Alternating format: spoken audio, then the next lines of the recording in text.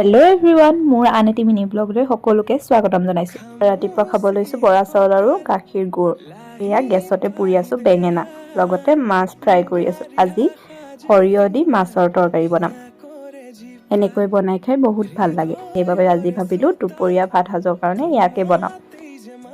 এয়া সৰিয়হ আৰু বিলাহী ভালকৈ ভাজি লৈছোঁ আৰু এতিয়া ফ্ৰাই কৰি ৰখা মাছ কিপিচ দি দিলোঁ।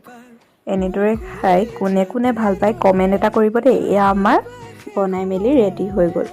পৰিয়াৰ ভাত সাজৰ থালিখনত আছে সৰিয়হ দিয়া মাছৰ তৰকাৰী, লগতে বিলাহী, আলু আৰু বেঙেনা পিটিকা, লগতে কেইপিচমান তিয়ঁহ।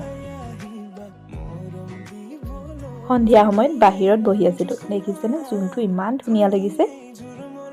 আৰু এতিয়া ঘৰলৈ মাহী আৰু মাহঁত অহাৰ বাবে চাহৰ যোগাৰ কৰি আছোঁ। আৰু এইজনী হ'ল মোৰ মাহীৰ ছোৱালী। আৰু এয়া মই ৰাতিৰ ভাত সাজৰ কাৰণে চব্জি বনাই আছোঁ।